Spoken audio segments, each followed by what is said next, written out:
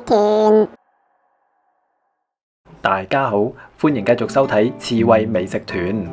今集我哋同大家一齊嚟到黃埔，品嘗一間比較特別嘅拉麵居酒屋。餐廳嘅外觀帶有日式風格，門外面嘅牆上都會掛咗嗰日嘅餐牌，都好似幾多嘢食喎。拉開趟門進入店入邊呢，你可以睇到餐廳裝修帶簡潔嘅工業風，台上面放咗調味料同埋餐牌。今日我哋會試食呢個假日午市套餐，價錢由每人138蚊起，包括3款一品料理、麵食1款、串物2款以及飲品1款。套餐係未包括加一服務費嘅。另外都要留意個別嘅食品同埋飲品呢，需要另外加收費用嘅。食品餐牌嘅背面就係含酒精飲品嘅選單，飲品個類型都好充足，甚至呢度呢，原來係有飲み放題，即係暢飲放題。餐廳亦都好貼心咁樣提醒顧客，敬請飲酒嘅時候呢，要適量。今日我哋點選咗自己嘅餐點之後，首先嚟嘅就係餐飲，隨後職員就送上咗3款一品料理。即係麥粒味噌青瓜、雞肝多士同埋枝豆春卷。我就會覺得青瓜小食都好爽脆，配以味噌嘅鹹香味好和諧。枝豆春卷呢，有啲似日式嘅天婦羅，再配合特製嘅醬汁呢，令味道嘅層次呢就提升咗。多士呢，本來就同一般嘅冇乜大分別，但係塗抹咗雞肝醬之後呢，就同鵝肝醬好相近，都有驚喜喎。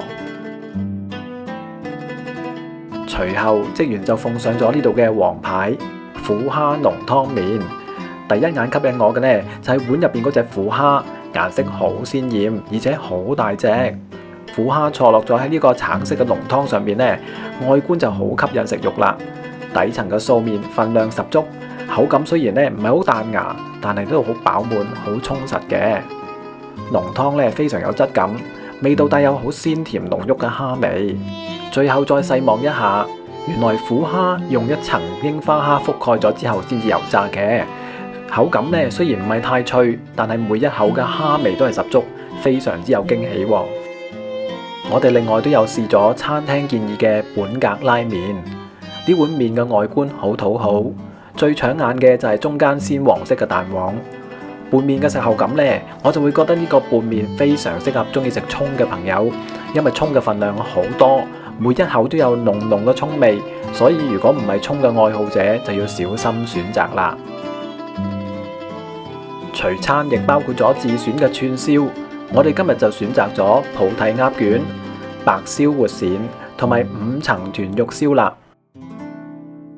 我就會覺得呢鴨卷嘅外觀好特別，鴨肉用捲住嘅形式覆蓋住新鮮嘅菩提子。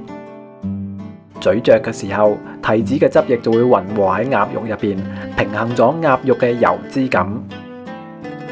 燒鱔嘅肉質都好彈口，好厚實，我哋好滿意。而燒豚肉嘅味道呢，亦都剛剛好。中間黃色嗰一塊呢，係黃肚肉嚟嘅，食落去嘅時候呢，都好有驚喜。最後我哋都有試到炸物醉蓉餃子。餃子嘅外觀呢，金金黃黃，品嘗過之後呢，就會發現醉蓉嘅味道其實都好濃郁、好香。雖然我就會覺得，如果食物嘅熱度再高一啲，就會令人更加滿意。而我另外都有一個有趣嘅發現，原來呢度嘅牙籤都係特製嘅，構造非常之窩心，好得意喎。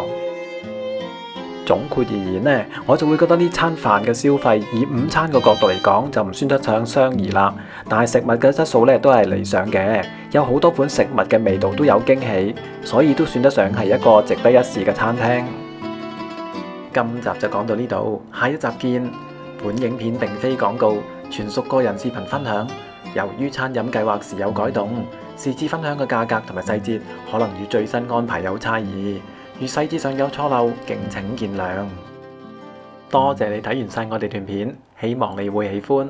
中意嘅話，請俾個 like 支持下，以及訂閱我哋嘅頻道，仲有可以撳埋個鐘仔搶先看。